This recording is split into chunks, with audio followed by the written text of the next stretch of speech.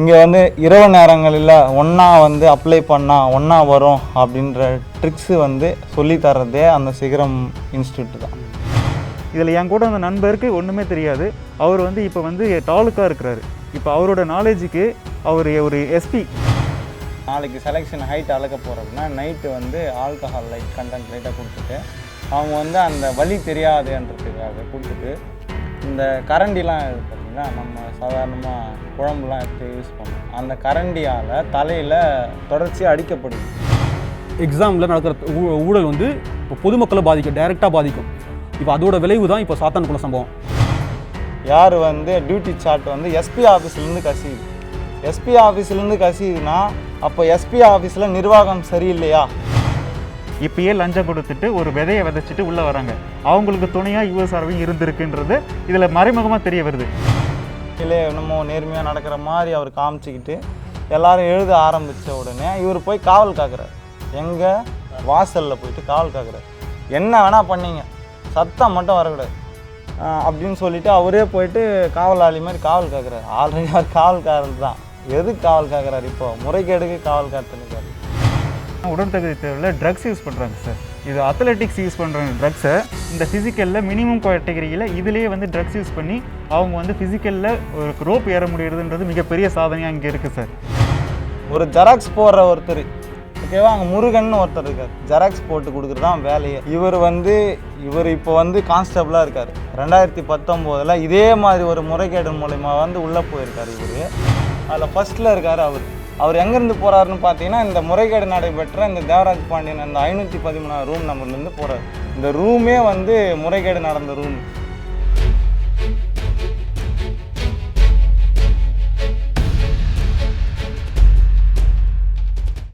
நக்கீரன் நேயர்களுக்கு வணக்கம். தமிழகத்தில் நடக்கக்கூடிய அந்த எஸ்ஐ தேர்வுகளில் முறைகேடுகள் நடக்குது அப்படின்னு சொல்லி பாதிக்கப்பட்ட மாணவர்கள் ஏற்கனவே நக்கீரனில் சில தகவல்கள்லாம் பகிர்ந்துக்கிட்டாங்க. அவங்க பகிர்ந்துக்கிட்ட அந்த தகவல்களில் குறிப்பாக சிகரம் இன்ஸ்டியூட்டில் தான் நிறைய முறைகேடுகள் நடந்திருக்கு அப்படின்னு சொல்லி தகவல்கள்லாம் நம்மகிட்ட சொல்லியிருந்தாங்க. இப்போது இன்றைய நேர்காணலில் சிகரம் இன்ஸ்டியூட்லேயே படித்த மாணவர்கள் சில தகவல்களோடு நம்மோடு இணைந்திருக்கிறார்கள். வணக்கம். வணக்கம். இப்போது நீங்கள் சிகரம் இன்ஸ்டியூட்டில் படித்து வேலை கிடைக்காத மாணவர்கள் இல்லையா? ஏற்கனவே நக்கீரனில் ஒரு காணொளி போட்டிருப்போம். அவங்க சிகரம் இன்ஸ்டியூட்டில் படிக்காதவங்க எஸ்ஐ எலெக்ஷனுக்காக படித்து தேர்வு ஆகாமல் தங்களுடைய ஆதங்கள்லாம் வந்து சொல்லியிருந்தாங்க. சிகரம் இன்ஸ்டியூட்டில் படித்தும் உங்களுக்கு வேலை கிடைக்கல அப்படின்னு சொல்லியிருக்கீங்க இல்லையா? அவங்க எந்த மாதிரி பயிற்சி கொடுப்பாங்க? அதாவது தேர்வுகள் எழுதக்கூடிய அந்த இதில் மட்டும் அவங்க எந்த மாதிரி பயிற்சிகள் கொடுப்பாங்க? அதாவது சிகரம் பயிற்சி மையத்தை பற்றி இது வரைக்கும் வெளிவந்துட்டுருக்கிற சமூக வலைத்தளத்துலேயும் சமூக ஊடகங்களில் அதெல்லாம் வெளிவந்துட்டுருக்கிற செய்திகள் அனைத்துமே உண்மை அப்படின்றத ஆணித்தரமாக சொல்கிறதுக்காக தான் நாங்கள் இங்கே வந்திருக்கோம். இதில் என் கூட அந்த நண்பருக்கு ஒன்றுமே தெரியாது. அவர் வந்து இப்போ வந்து தாலுக்கா இருக்கிறாரு. இப்போ அவரோட நாலேஜுக்கு அவர் ஒரு எஸ்பி ஒரு 25-30 வருஷத்தில் எஸ்பி சர்வீஸ் பண்ணாங்கன்னா அவங்களால எப்படி மாவட்ட நிர்வாகத்தை காப்பாற்ற முடியும்? ஒரு கண்ணியமான ஒரு போலீஸ் அதிகாரி அவங்களால இருக்க முடியும். அவர் ஃபிட்டே இல்லை, எஸ்ஐக்கு ஃபிட்டே இல்லை. ஆனால் தாலுகா எஸ்ஐ அவங்க டிகிரி குவாலிஃபிகேஷன் முடிச்சதுக்கான ஃபிட்டே அவங்கள்ட்ட கிடையாது சார். ஓகே.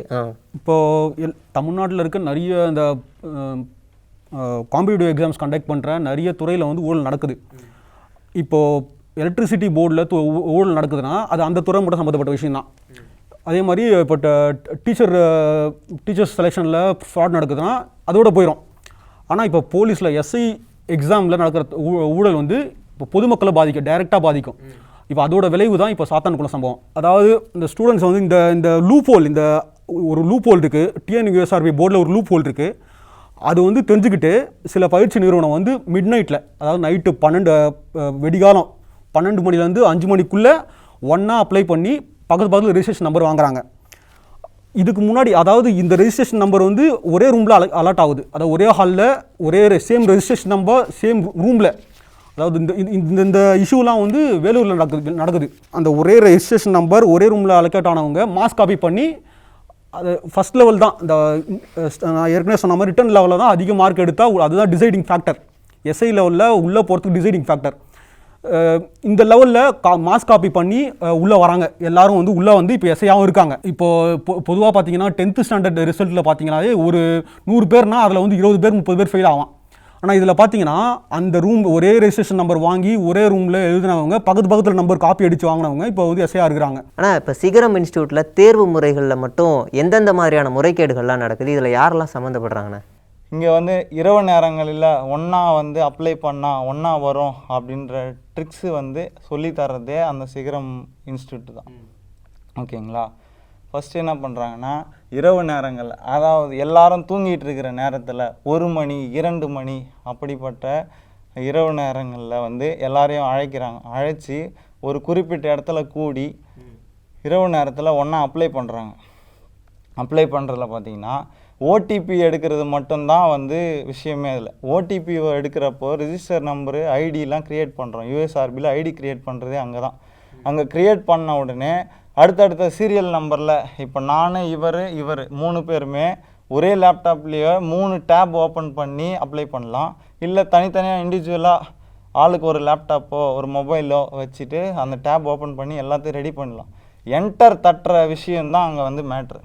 கரெக்டாக என்டர் தட்டினோம்னா, சீக்வன்ஸாக தட்டினோம்னா, நான் தட்டின உடனே இவர் நான் ஒரே நேரத்தில் அழுத்துறப்போ அது என்ன ஆகுதுன்னா, எங்கள் 3 பேருக்குள்ளே நான் முன்னாடி இவர் பின்னாடி, இல்லை அவங்க முன்னாடி நான் பின்னாடி அப்படின்ற மாதிரி. ஆனால் நாங்கள் 3 பேரும் ஒன்றா தான் இருப்போம், பக்கத்தில் தான் வந்துடுவோம். இப்படி வந்துடுது. இது எடுக்கிறதா மேட்ரு. இதுக்கு வந்து பேமெண்ட் கட்டுறதுன்றது வந்து நம்ம இண்டிவிஜுவலாக எப்போ வேணால் கட்டிக்கலாம். நம்ம தனியாக கூட பேமெண்ட் கட்டிக்கலாம், அது ஒன்றும் ப்ராப்ளம் இல்லை. இப்போது சீரியலாக நம்பர் வந்துருச்சா, இது ஃபஸ்ட்டு. இதுக்கு அடுத்து என்ன பண்ணுறது? பக்கத்தில் வந்துட்டோம். எனக்கு வந்து ஜிகேல நல்ல அறிவுத்திறன் இருக்குன்னா நான் ஃபுல்லாக ஜிகே மட்டும் பார்த்துக்கணும். இவருக்கு வந்து ஒரு சைக்காலஜியில் நல்ல அறிவுத்திறன் இருக்குன்னா இவர் சைக்காலஜி கவர் பண்ணிக்கிறாரு. புரியுதுங்களா? அவருக்கு ஆங்கில அறிவு இருக்குன்னா அவர் ஆங்கிலத்தில் திறமைப்பட்டிருக்காருன்னா அவர் ஆங்கிலத்தை கவர் பண்ணிக்கிறார்.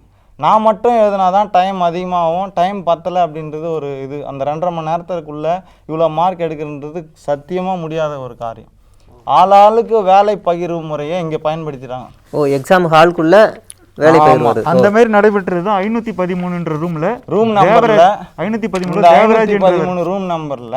எந்த சென்டர் அது? வேலூர்ல விஐடி அப்படின்ற சென்டர்ல நடந்தது. இப்போ இந்த மாதிரி அப்ளை பண்ணிட்டோம், ஆளாளுக்கு அதை தான் பண்ணிடும். இப்போ நாளைக்கு தேர்வு வந்து நடக்க போகுது அப்படின்னா இன்னைக்கு முன்ன நாளில் இரவே தேர்வு அறைக்கு வரப்போகிற அந்த தேர்வு கண்காணிப்பாளர், அதாவது இன்விஜிலேட்டர்னு சொல்கிறோம், அந்த இன்விஜிலேட்டர்ஸ் லிஸ்ட்டு வந்து வெளியே வருது. யார் வந்து டியூட்டி சார்ட் வந்து எஸ்பி ஆஃபீஸ்லேருந்து கசியுது. எஸ்பி ஆஃபீஸ்லேருந்து கசியுதுன்னா அப்போ எஸ்பி ஆஃபீஸில் நிர்வாகம் சரியில்லையா அப்படின்றது எங்களோட வாதம். ஓகேவா? 10 வருஷத்துக்கு முன்னாடி வந்து இந்த சிகரம் பயிற்சி மையத்திலேருந்து தேர்வாகி போன முன்னாள் மாணவர்கள் தான் அந்த தேர்வு அறைக்கு தேர்வு கண்காணிப்பாளராக வராங்க, அந்த அறை கண்காணிப்பாளராக வராங்க. அப்படி வர பட்சத்தில் இந்த சிகரத்தோட அதாவது நிறுவனர் அவர் கால் பண்ணி, இந்த மாதிரி நம்ம டியூஷன் சென்டருக்கு பசங்க வந்து நம்ம டியூஷன் சென்டர் பசங்க வந்து நீ நாளைக்கு இன்விஜிலேட்டராக வரப்போகிற ரூமுக்கு வராங்க, கொஞ்சம் பார்த்துக்கோ அப்படின்னு கால் பண்ணி சொல்கிறார். அந்த தேர்வு கண்காணிப்பாளர் அறை கண்காணிப்பாளர் என்ன சொல்கிறேன்னா, ஒன்றும் பிரச்சனை இல்லை, பார்த்துக்கலாம் பண்ணிக்கலாம் அப்படின்னு சொல்லிடுறாரு. சரி, இப்போ இந்த மாதிரி வந்து டெமோ பார்த்துறாங்க, ஃபோன் பண்ணி சொல்லிடுறாங்க. அப்புறமா வந்து தேர்வு அறைக்கு போகிறோம். தேர்வு அறைக்கு போகிற உடனே அந்த இன்விஜிலேட்டர் என்ன பண்ணுறாருனா ஒரு 5 நிமிஷம் 10 நிமிஷம் என்ன பண்ணுறாருனா இது ஒரு கடுமையாக இருக்கிற மாதிரி காட்டிக்கிறார். ஒரு 5 நிமிடம் 10 நிமிடம் வந்து யாரும் சத்தம் போடக்கூடாது, எதுவும் பண்ணக்கூடாது அப்படின்ற உண்மையிலே என்னமோ நேர்மையாக நடக்கிற மாதிரி அவர் காமிச்சிக்கிட்டு எல்லாரும் எழுத ஆரம்பித்த உடனே இவர் போய் காவல் காக்குறார். எங்கே? வாசலில் போயிட்டு காவல் காக்குறார். என்ன வேணால் பண்ணிங்க, சத்தம் மட்டும் வரக்கூடாது. ஓகேவா?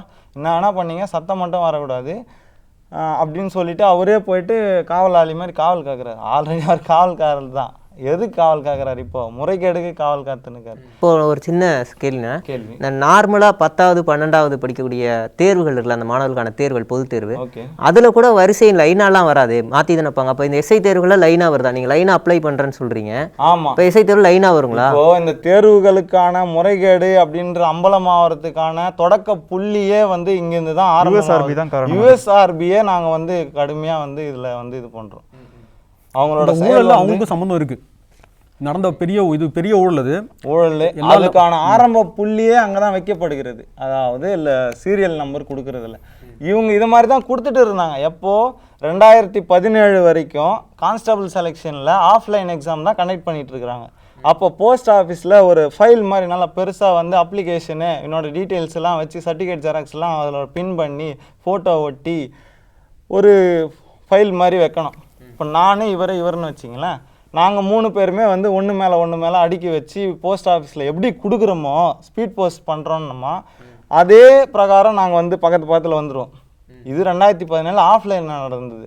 ஆஃப்லைனில் தானே இப்படி பண்ண முடியும், ஆன்லைனில் எப்படி பண்ண முடியும்னு கேட்டால் சரி இதையும் முயற்சி பண்ணுறாங்க. ஆஃப்லைனில் இத்தனை வருஷமாக பண்ணிகிட்டு இருந்தவங்க தானே. 2017 மட்டும் சிகரம் மாணவர்கள் வந்து 700 பேர் போகிறாங்க ஒரே ஒரு குறிப்பிட்ட சென்டர்லேருந்து. ஏதாவது ஒரு அரசு துறைகளில் ஏதாவது ஒரு ஊழலோ முறைகேடுகள் நடக்குது அப்படின்னா நம்ம வந்து இது ஒரு வழக்கமான ஒரு விஷயம் தான் அப்படின்னு சொல்லி நம்ம ஈஸியாக எடுத்துகிட்டு போயிடலாம்.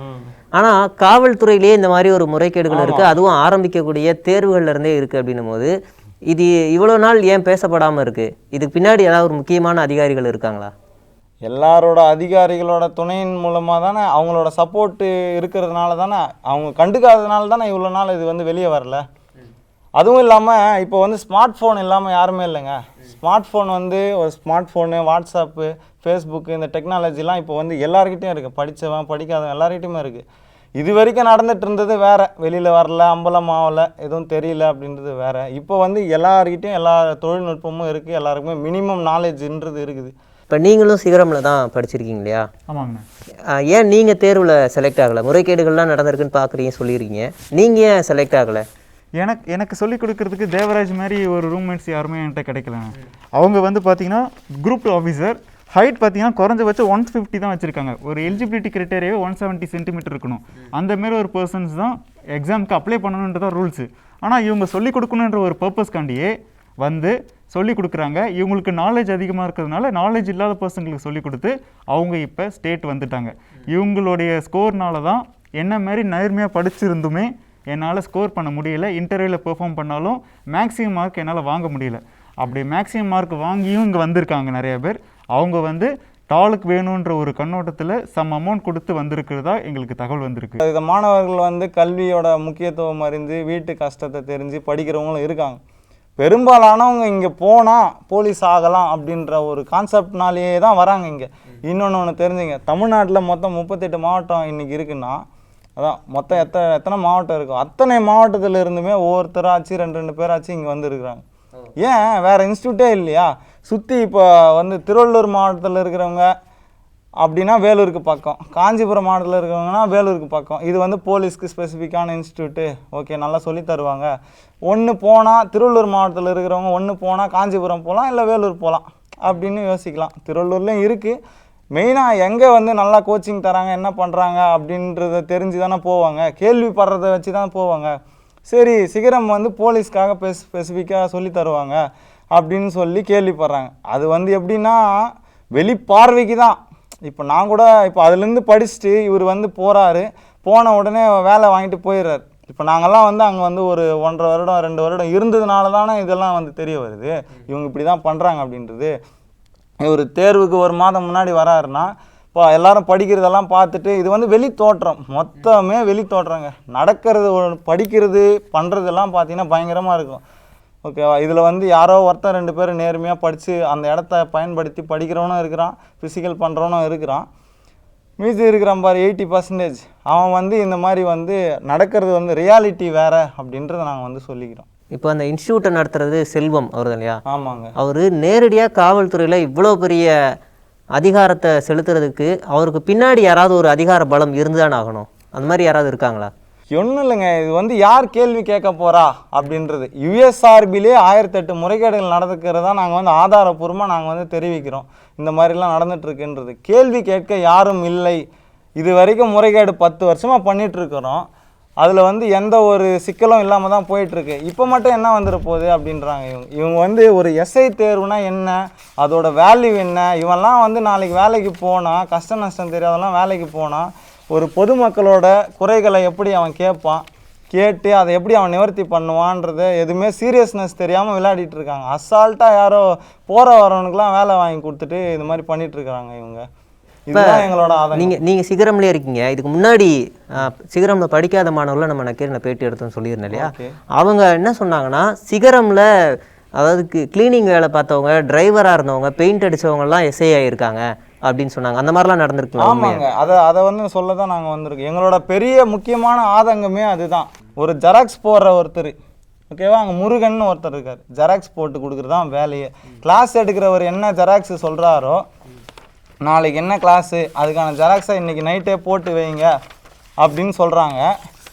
ஓகேவா, இதோ இவர் வந்து இப்போ வந்து கான்ஸ்டபிளாக இருக்கார். 2019 இதே மாதிரி ஒரு முறைகேடு மூலயமா வந்து உள்ளே போயிருக்கார். இவர் அங்கே வந்து சாப்பாடு போட்டவங்க, அவருக்கு வந்து உதவியாளராக இருந்தவங்க, படிக்காமல் சும்மாவே சுற்றிட்டு இருந்தவங்க, கிளாஸ் எடுத்தது எல்லாம் பண்ணுறோம். நானுமே வந்து அந்த பயிற்சி நிறுவனத்தில் நான் வந்து ஒரு பயிற்சி கொடுத்துட்டு தான் இருந்தேன் மாணவர்களுக்கு. ஏன் அப்படின்னா, நான் வந்து கடந்த 2 ஆண்டுகளாக படிச்சுட்ருக்கேன். நான் வந்து ஜாயின் பண்ணது பார்த்திங்கன்னா 2017 நவம்பர் அப்போ வந்து நான் ஜாயின் பண்ணுறேன். ஜாயின் பண்ணி படிக்க ஆரம்பிக்கிறேன். படித்த உடனே வந்து 2018 ஒரு 6 மாதம் 7 மாத காலம் வரைக்கும் நான் படிக்கிறேன். அப்போ வந்து எனக்கு வந்து எல்லாமே தெரிய ஆரம்பிச்சிருது கான்ஸ்டபிளை பற்றி. ஓகேவா, 2018 பாதியிலேருந்து தான் இவங்க வந்து எஸ்ஐக்கு உதவி ஆய்வாளர் தேர்வுக்கு வந்து இவங்க கிளாஸ் எடுக்க ஆரம்பிக்கும். அதுக்கு முன்னாடி நம்ம வந்து பிசிக்கு வந்து நான் வந்து மொத்த இதெல்லாம் சிலபஸ்லாம் கம்ப்ளீட் பண்ணி நான் படித்து வச்சுருந்தேன். இப்போ பின்னாடி வரவங்களுக்கு ஒன்றுமே தெரியாமல் புதுசாக ஜாயின் பண்ணுறாங்கன்னா அவங்களுக்கு வழிகாட்டணும், அதாவது நமக்கு தெரிஞ்சது அவங்களும் தெரிஞ்சுக்கிட்டோம் அப்படின்னு வந்து இவர் வந்து யார், சிகரம் செல்வம், அவர் வந்து சொல்கிறாரு. நாங்களும் வந்து அந்த மாதிரி நாங்களும் செய்கிறோம். ஓகே, இது ஒன்று நல்ல விஷயந்தான், செய்யலாம் அப்படின்னு சொல்லி நம்ம தெரிஞ்சுக்கிறத மற்றவங்களும் தெரிஞ்சுக்கிட்டோம் அப்படின்னு சொல்லி செய்கிறோம். ஓகேங்களா. உடற்பயிற்சியாக தேர்வுகள் நடக்கும் இல்லையா, அதுலேயும் முறைகேடுகள் நடக்குதா? கண்டிப்பாக சார். உடற்பயிற்சி என்ன மாதிரியான முறைகேடு நடக்குதுன்னா, உடற்பயிற்சிக்கு தகுதி இல்லாதவங்க எக்ஸாமில் சொல்லி கொடுத்துட்டு தகுதியானவங்க ஒருத்தவங்க, உடற்பயிற்சிக்கு மட்டும்தான் அவன் தகுதி, படிப்பறிக்கு அவங்க தகுதி இல்லை, அவங்க வந்து எக்ஸாம் நல்ல மார்க் எடுத்துடுறாங்க. இதில் ஹைட் இல்லாதவங்களுக்கு ஒரு சில மாதிரி ட்ரிக்ஸ் வந்து பண்ணுறாங்க. இப்போ முதுகு தண்டு வடம் படுக்கும்போது பார்த்தீங்கன்னா நைட்டு தூங்கிட்டு காலையில் எழுந்திருக்கும் போது நீண்டு இருக்கும். அதில் வந்து ஒரு 5 mm அந்த அளவுக்கு நீண்டு இருக்கும். அது மட்டும் இல்லாமல் தலையில் வந்து கொட்டுவதாலும் கரண்டியால் அடிக்கிறதுனாலையும் தலை வந்து பல்ஜ் ஆகும், ஹெட்டு வந்து பல்ஜ் ஆகும். பிளட் சர்க்குலேஷன் வந்து படுத்துட்டு இருந்தோம்னா தலை மேலே போயிட்டு அந்த பிளட்ஜ் வந்து காலையில் வரைக்கும் அப்படியே இருக்கும். அவங்களுக்கு வந்து ஹைட் இல்லாதவங்க மாணவர்கள் வந்து என்ன பண்ணுறாங்கன்னா, ஆல்கஹால் கொடுத்துட்டு நைட் டைமில் நாளைக்கு செலெக்ஷன் ஹைட் அளக்க போகிறோம் அப்படின்னா நைட்டு வந்து ஆல்கஹால் கண்டென்ட் லைட்டாக கொடுத்துட்டு அவங்க வந்து அந்த வலி தெரியாதுன்றதுக்காக கொடுத்துட்டு, இந்த கரண்டிலாம் இது பார்த்திங்களா, நம்ம சாதாரணமாக குழம்புலாம் எடுத்து யூஸ் பண்ணுவோம், அந்த கரண்டியால் தலையில் தொடர்ச்சியாக அடிக்கப்படுது. இது வந்து பார்த்துங்க எந்த மாதிரிலாம் பண்ணுறாங்க அப்படின்றத பார்த்துங்க. அப்படி அடித்தா என்ன ஆகும்? அப்படி அடித்தா லைட்டாக வீக்கம் வரும். ஒரு 0.5 சென்டிமீட்டரு 1 சென்டிமீட்டர் வரைக்கும் வந்து இவங்க வந்து இது மாதிரி பண்ணுறாங்க. 1 சென்டிமீட்டருக்கு மேலே வந்து தலையை பெருசு பண்ண முடியாது, வீக்கம் வைக்க முடியாது. 0.5 இந்த 1 சென்டிமீட்டரு அப்படின்னு இருக்கிறதுனால இவங்க வந்து இதை வந்து இது மாதிரி அடிக்கிறாங்க. அடித்த உடனே அதுனா வீங்கி போகுது. வீங்கின உடனே அந்த வீக்கம் வந்து எப்போ இன்றைக்கி நைட்டு தான் அடிக்கிறாங்க, அது நைட்லாம் வீங்க ஆரம்பிக்கும், வேலை செஞ்சு அது வீங்க ஆரம்பிச்சிடும். இவங்க வந்து படுத்துடுறாங்க. இன்னொன்று வந்து நண்பர் சொன்ன மாதிரி படுத்த இருக்கிற நிலையில் நம்ம வந்து இன்றைக்கி ஈவினிங் வந்து என்ன ஆகிட்டு இருக்கிறோம் அப்படின்னு அளந்து பாருங்கள். தூங்கி எந்திரிச்சு அளந்து பார்த்தீங்கன்னா கொஞ்சம் எடுத்து காட்டும். ஏன் அப்படின்னா நம்மளோட முதுகு தண்டுவடம் வந்து ஸ்ட்ரைட்டனாக இருக்கும் படுக்கிறப்போ. ஓகேங்களா, நம்ம நின்றுட்டு இருந்தால் வேறு, படுத்துட்டு இருக்கிறப்போ அந்த பெண்டு வந்து இருக்காது, ஸ்ட்ரைட்டனாக இருக்கும். இதை வந்து பயன்படுத்தி தலையிலையும் அடிச்சிருக்கோம், அந்த ஸ்ட்ரைட்டனாகவும் இருக்குது. இதை வந்து களையக்கூடாது, மாறக்கூடாது இந்த ஸ்ட்ரக்சர் அப்படின்றதுக்காக ஒரு எப்படி சொல்கிறது, ஒரு ஸ்ட்ரக்சரில் கொண்டு போகிற மாதிரி, ஆம்புலன்ஸில் கொண்டு போகிற மாதிரி டாடா ஏஸ் வாகனத்தில், அந்த சிகரம் பயிற்சி மையத்தோட டாடா ஏஸ் வாகனத்திலேயே கொண்டு வந்து அந்த 4 பேராக 3 பேராக 4 பேராக வந்து படுக்க, எல்லாருக்கும் ஹைட் இல்லாமலாம் இருக்காது, மேக்ஸிமம் இருக்கும், ஒரு சிலருக்கு சொல்கிறேன் அந்த முறைகேடு பண்ணுறவங்களுக்கு. அந்த 4 பேராக வந்து என்ன பண்ணுறாங்கன்னா படுத்த நிலையிலேயே வந்து தேர்வு நடக்கிற இடத்துக்கு, உடல் தகுதி தேர்வு நடக்கிற கிரவுண்டுக்கு போகிறாங்க. கிரவுண்டுக்கு போன உடனே எல்லாரும் வெயிட் பண்ணி தான் அந்த எப்படி சொல்கிறது ப்ரொசீஜர்லாம் ஃபாலோ பண்ணி செக் பண்ணி வெளில வருது எல்லாம் பண்ணுறது. இவங்களுக்கு இருக்கிற செல்வாக்கு மூலயமா வந்து என்ன பண்ணுறாங்கன்னா, எல்லாரும் போனவுடனே இவங்க லேட்டாக போகிறாங்க. கடைசி நேரத்தில் ஹீரோ ரோல் ப்ளே பண்ணுற மாதிரி கரெக்டாக வராங்க. கரெக்ட் டைமுக்கு வந்து நேராக வந்து உள்ளே போயிடறாங்க. உள்ளே போன உடனே பார்த்தீங்கன்னா ஹைட்டாலேருந்து வந்து இவங்களுக்கு வந்து சரி கட்டிடுறாங்க. அடுத்ததாக பார்த்தீங்கன்னா உடற்தகுதி தேர்வில் ட்ரக்ஸ் யூஸ் பண்ணுறாங்க சார். இது அத்லெட்டிக்ஸ் யூஸ் பண்ணுற ட்ரக்ஸை இந்த ஃபிசிக்கலில் மினிமம் கேட்டகரியில் இதுலேயே வந்து ட்ரக்ஸ் யூஸ் பண்ணி அவங்க வந்து ஃபிசிக்கலில் ஒரு ரோப் ஏற முடியுதுன்றது மிகப்பெரிய சாதனையாக இங்கே இருக்குது சார். ஏன்னா இப்போ காலகட்டத்தில் இளைஞர்களுக்கு அந்த ரோப் ஏறுறதுக்கு ஒரு மீட்டர் ஏற முடியாத இருக்கிறவங்களுக்கு ட்ரக்ஸ் கொடுக்கறதுனால. ட்ரக்ஸ்னால் எந்த மாதிரி ட்ரக்ஸ்னா அது? அத்லெட்டிக்ஸ் யூஸ் பண்ணுற மாதிரியான ட்ரக்ஸ் வந்து அங்கே இருக்க ஃபிசிஷியன் வந்து யூஸ் பண்ணிட்டு தராங்க சார். அது வந்து குறைஞ்சபட்சம் 2000 ரூபாயிலேருந்து 5000 வரைக்கும் அவங்க வாங்கியிருக்காங்க. இதை வந்து அங்கே போன ஒரு ஃபிசிக்கல் பண்ண போன என் நண்பர் வந்து சொல்லியிருக்காரு வாங்கியிருக்காங்கன்னு சொல்லிட்டு.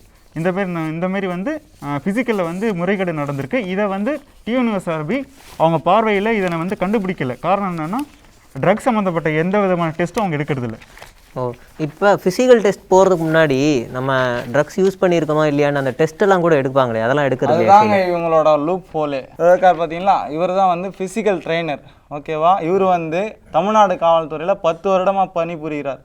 இவர் தான் வந்து மெயின். இவர் வந்து இவர் பேர் என்னவா இருக்கு? இவர் பேர் மனோகரன் ஜி அப்படின்னு சொல்லி இவர் வந்து என்ன பண்ணுறாருன்னா ரூம் நம்பர் 513 அந்த group 2A officer Devaraj Pandian அப்படின்றவர். ஓகேவா, இவர் இருக்கார். இவர் பக்கத்தில் இவர் வந்துடுறார். இவரோட இன்ஃப்ளூயன்ஸ் யூஸ் பண்ணி இவரை வந்து இது பண்ணி பக்கத்தில் போட்டுக்கிறாங்க. இவர் ஆல்ரெடி இன்னொருத்தர் மோகன்ராஜ் வி அப்படின்னு ஒருத்தர் இருக்கார்.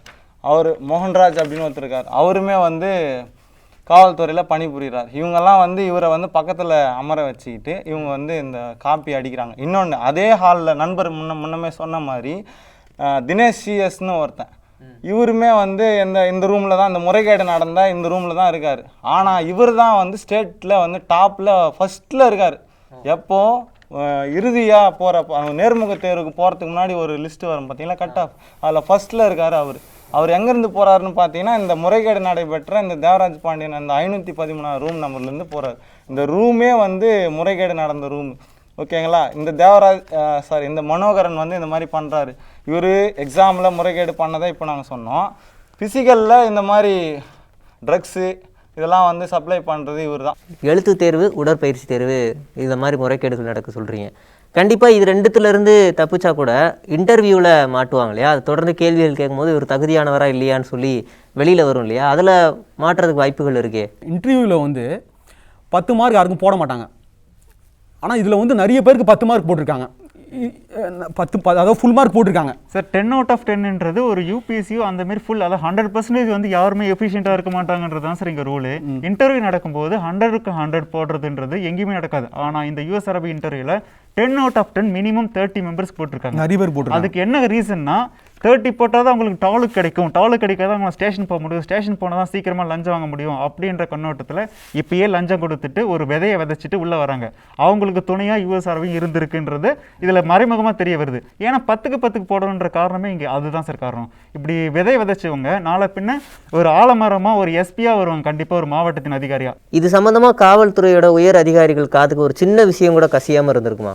இல்லைங்க, இது வந்து நாங்கள் என்ன பண்ணுறோம், இந்த மாதிரி ஊழல் நடந்திருக்குன்னு சொல்லிட்டு கோர்ட்டுக்கு போகிறோம். இப்போ இவ்வளோ முறைகேடுகள் நடந்திருக்குன்னு சொல்லிட்டு நாங்கள் வந்து இப்போ நான் கோர்ட்டு அப்ரோச் பண்ணுறோம். கோர்ட் என்ன சொல்லுது, ஒரு எக்ஸ்பர்ட் கமிட்டி அப்பாயிண்ட் பண்ணுது. அந்த எக்ஸ்பர்ட் கமிட்டி யாருன்னு பார்த்தீங்கன்னா எஸ்பி தம்பிதுரை சார் தலைமையில் வந்து எக்ஸ்பர்ட் கமிட்டி அப்பாயிண்ட் பண்ணுறாங்க. இவங்க என்ன சொல்கிறாங்க, எந்த ஊழலும் நடக்கலன்னு சொல்லிட்டு போயிடுறாங்க. இல்லைன்றாங்க. ஏன்னா இவங்களுக்கு எல்லாருக்கும் ஊழல் வந்து தொடர்பு இருக்குது. அதனால் வந்து இவங்க எப்படி இப்போது எக்ஸ்பர்ட் கமிட்டி வந்து இப்போ நாங்கள் வந்து டிஎன்யூஎஸ்ஆர்பி மேலே தான் நாங்கள் வந்து இதை வந்து ரைஸ் பண்ணுறோம், இந்த இஷ்யூ ரைஸ் பண்ணுறோம். இந்த மாதிரி முறைகேடு நடந்திருக்கு, இவங்க மேலே தான் இருக்குன்னு ரைஸ் பண்ணுறோம். அவங்க எப்படி ஒத்துப்பாங்க? அதுவும் வந்து இவங்க வந்து எக்ஸ்பர்ட் கமிட்டினா அந்த துறையில் வல்லுநராக இருக்கவங்க தான் எக்ஸ்பர்ட்டாக இருப்பாங்க. இவங்க ஒரு இதுக்கும் சம்மந்தம் இல்லாதவங்க ஒருத்தவங்களை வந்து 3 பேர் அப்பாயிண்ட் பண்ணி அவங்க எக்ஸ்பர்ட்டுன்னா வந்து அது எங்களால் ஏற்றுக்கொள்ள முடியாது. அதனால் வந்து கோர்ட் வந்து இதை வந்து வேற ஒருத்தவங்க கிட்ட திருப்பி விடணும். இது வந்து ஜென்ஸ் கேண்டிடேட்டில் மட்டும் ஒன்றும் நடக்கலை, மென்னில் மட்டும் நடக்கலை, உமன் கேண்டிடேட்லேயுமே நடந்திருக்கு ஆல்ரெடி. ஓகேவா, ஃபிங்கர் பிரிண்ட் எஸ்ஐயாக இருக்கிற ஒரு லேடி. ஓகேவா, அவங்க 2018 ஃபிங்கர் பிரிண்ட்டு போகிறாங்க. பேர் வந்து செல்வி அப்படின்னு சொல்லிட்டு. அவங்க வந்து என்ன பண்ணுறாங்க, அவங்க ஆல்ரெடி எஸ்ஐ, இப்போ நடக்கிறதோ எஸ்ஐ எக்ஸாம் தான். நீங்கள் ஏன் எஸ்ஐ வந்து ஏன் திருப்பி ஒரு எஸ்ஐ எக்ஸாம் எழுதணும்?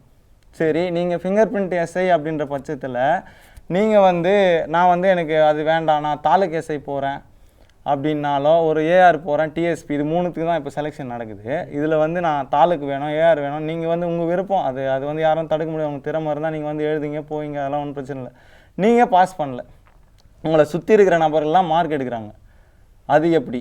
ஓகேவா? பக்கத்தில் வந்து ரோல் நம்பர் இவங்களுக்கு முன்னாடியும் சரி பின்னாடியும் சரி பாஸ் பண்ணியிருக்காங்க. அந்த ரூமில் வந்து ஆல்ரெடி காவல்துறையில் பணிபுரிந்த ஒரு ஜெயந்தி அப்படின்னு சொல்லிட்டு அவங்களும் பாஸ் பண்ணியிருக்காங்க. அதுக்கடுத்து சிகரம் பயிற்சி மையத்தில் படித்த மாணவிகளும் தொடர்ச்சியாக வந்து இதில் ரிட்டனில் பாஸ் பண்ணுறாங்க. உடல் தகுதி தேர்வில் ஒரு சிலர் வந்து தோல்வி அடைஞ்சிடுறாங்க. ஒருத்தங்க வந்து செலக்ட் ஆகிருக்காங்க, தாலுகா எஸ்ஐ செலக்ட் ஆகிருக்காங்க. இப்போ தமிழக அரசு என்ன மாதிரியான இந்த விவகாரத்தில் நடவடிக்கை எடுக்கணும், உங்களுக்கு என்ன தீர்வு வேணும் அப்படின்னு சொல்லி நீங்கள் என்ன கோரிக்கையை முன்வைக்கிறீங்க? இன்றைய நாள் பார்த்தீங்கன்னா ஜூன் 3, இன்றைக்கி வந்து முன்னாள் முதலமைச்சர் திரு கலைஞர் ஐயா அவர்களோட பிறந்த தினம். அந்த ஐயா கொண்டு வந்த திமுக ஆட்சியில் 2010 தமிழ் வழி படித்தவங்களுக்கு 20% இடஒதுக்கீடு கல்வி வேலைவாய்ப்பில் வழங்கணும்னு சொல்லிட்டு கொடுத்துருக்காங்க. ஆனால் கடந்த ஆட்சியில் கடந்த 10 வருஷமாக அந்த மாதிரியான எந்த ஒரு விஷயமும் தெளிவான ஒரு வெளிப்படைத்தன்மையில் இங்கே கொடுக்கல சார். ஒரு தமிழ்நாட்டில் படித்தவங்களுக்கு தமிழ் வழியில் வேலைவாய்ப்பு வழங்கணும்னு சொன்ன விஷயத்த இவங்க இங்கே கடைபிடிக்கலாம். நாங்கள் எந்த இடத்துல போயிட்டு நாங்கள் வேலைவாய்ப்புக்காண்டி போராடுவோம், அப்போ இங்கேயே எங்களுக்கு வந்து வேலைவாய்ப்பு மறுக்கப்படுது. எடுத்துக்காட்டாக இந்த 2015 எஸ்ஐலையும் 2019 எஸ்ஐலையும் ஆரம்ப கட்டத்திலிருந்து தமிழ் வழியில் கொடுக்கணுன்றது தான் சார் தமிழ் வழியோட ஆக்ட். அந்த ஆக்ட் ரூல்ஸை சரியாகவே ஃபாலோ பண்ணலை. இது சம்மந்தமாக ஏகப்பட்ட கேஸ் நாங்கள் போட்டிருக்கோம். லாஸ்ட்டாக வந்து ஒரு 3 பசங்க 4 பேருக்கு வந்து அப்பாயின்மெண்ட் கொடுக்க சொல்லியிருக்காங்க தமிழ் வழியில். அவங்களுக்கும் பார்த்தீங்கன்னா இறுதி நிலையில் தான் கொடுக்க சொல்லியிருக்காங்க. அந்த இறுதி நிலை கொடுத்த மாணவர்கள் மாதிரியே ஏகப்பட்ட மாணவர்கள் கேஸ் போட்டிருக்காங்க. அவங்களுக்கு வந்து நாங்கள் கொடுக்க மாட்டோம், மதுரை பெஞ்சில் அந்த 3 நபர்கள் தான் கொடுக்க முடிஞ்சுச்சு, இவங்களுக்கு கொடுக்கக்கூடாது சொல்லிட்டு அவங்க வந்து ஆர்டர் சொல்லியிருக்காங்க. இது வந்து எந்த ஒரு சமத்துவம் கிடைக்குது? இங்கே தமிழ் வழியில் படித்தவங்களுக்கு ஆக்ட் படி ஃபாலோ பண்ணாமல் ரூல்ஸ் படி ஃபாலோ பண்ணால் டிஎன்எஸ்ஆர்பி. ஸோ இதை வந்து இதோட வேக்கண்ட்டை வந்து ஆங்கில வழி படித்தவங்களுக்கோ மற்றவங்களுக்கோ கொடுக்கணும், காசுக்கு விற்கணும்ன்ற உள்நோக்கம் இருக்கான்றது எங்களுக்கு தெரியல. இதை வந்து இந்த திமுக ஆட்சியில் இருக்கிற முதலமைச்சர் ஸ்டாலின் சார் அவங்க வந்து தலையிட்டு இந்த தேர்வை வந்து முழுவதுமாக ரத்து செய்து தமிழ் வழி உண்மையான தேர்வை நடத்தணுன்றது எங்களோட மிகப்பெரிய கோரிக்கை கேட்டுக்கிறோம். இன்றைய நாளுக்கு அவங்க இந்த கோரிக்கை ஏற்று நல்லபடியான ஒரு முடிவை சொல்லணுன்றது எங்களோட கருத்து. இறுதியாக நாங்கள் வந்து மாநில முதலமைச்சர் அவர்களுக்கு கூறிக்கொள்வது என்னென்றால் 969 போஸ்டிங்க்கு 450, அதாவது ஒரு 50% மேலே தப்பு பண்ணிட்டு உள்ளே வந்திருக்காங்கன்றதான் குற்றச்சாட்டை வச்சுருக்கோம். ரெண்டாவது, இன்டர்வியூவில் பார்த்தீங்கன்னா 10க்கு 10 போடணும், 10க்கு 10 மார்க் வாங்கணும்னு சொல்லிட்டு பல லட்சங்கள் அதிகாரிகளுக்கும் முன்னாள் ஆட்சியாளர் அவர்களுக்கும் கைமாறப்பட்டது என்று எங்களுக்கு செவி வழி வந்த தேர்வுகளை நாங்கள் தெரியப்படுத்திருக்கிறோம். அதற்கு ஆதாரமாக 10க்கு 10 மார்க் போட்டிருக்காங்க. அடுத்தபடியாக பார்த்திங்கன்னா தமிழ் வழியில் இது ஆரம்ப கட்டத்திலேருந்து கலைஞர் ஐயா கொண்டு வந்த திட்டத்தை ஃபாலோ பண்ணலை. அதையும் நாங்கள் வந்து முறையிட வச்சுருக்கோம். இதெல்லாம் வந்து மீண்டும் மறுதெரு வச்சு இந்த கலையெல்லாம் கலைந்து எங்களுக்கு நல்வாழ்வு தரணும்னு சொல்லிட்டு முதலமைச்சர் ஐயா அவர்களை கண்டிப்பாக தாழ்மணி கேட்டுக்கொள்கிறோம். ஓகேண்ணா, நிச்சயமாக தொடர்ந்து உங்கள் வழக்குகள் நடத்துங்க. உங்களுடைய வழக்குகள் வெற்றி பெற எங்களுடைய வாழ்த்துக்களும் நாங்கள் தெரிவிச்சுக்கிறோம். அதே மாதிரி நீங்கள் சிகரம் நிறுவனத்தின் மீது வச்சிருக்க புகார்கள் எல்லாத்தையும் சிகரம் நிறுவனத்துக்கிட்டையும் நாங்கள் கேட்குறோம். அவங்க தரப்புலேருந்து என்ன சொல்கிறாங்க அப்படிங்கிறதையும் பொறுத்திருந்து பார்ப்போம். தமிழக அரசு இந்த விவகாரத்தில் எந்த மாதிரியான நடவடிக்கைகள் எடுக்கிறாங்க அப்படிங்கிறதையும் பொறுத்திருந்து பார்ப்போம். நக்கீரன் நேர்காணலில் இணைந்ததற்கு ரொம்ப நன்றி. அனைவருக்கும் நன்றி. நக்கீரன் டிவிக்கு சப்ஸ்கிரைப் செய்யுங்கள். உங்கள் ஆதரவே எங்கள் பலம். ஆசிரியர்களுக்கு நண்பனாகவும் மாணவர்களுக்கு ஆசானாகவும் திகழும் தேர்வு வழிகாட்டி. ஒவ்வொரு பாடத்திற்கும் அனுபவமிக்க ஆசிரியர்களின் துல்லியமான தெளிவான விடைகள். CNC இருக்கு, தேர்வு பயம் எதற்கு? இது தீரன் பப்ளிஷிங் ஹவுஸ் விற்பனை வெளியீடு.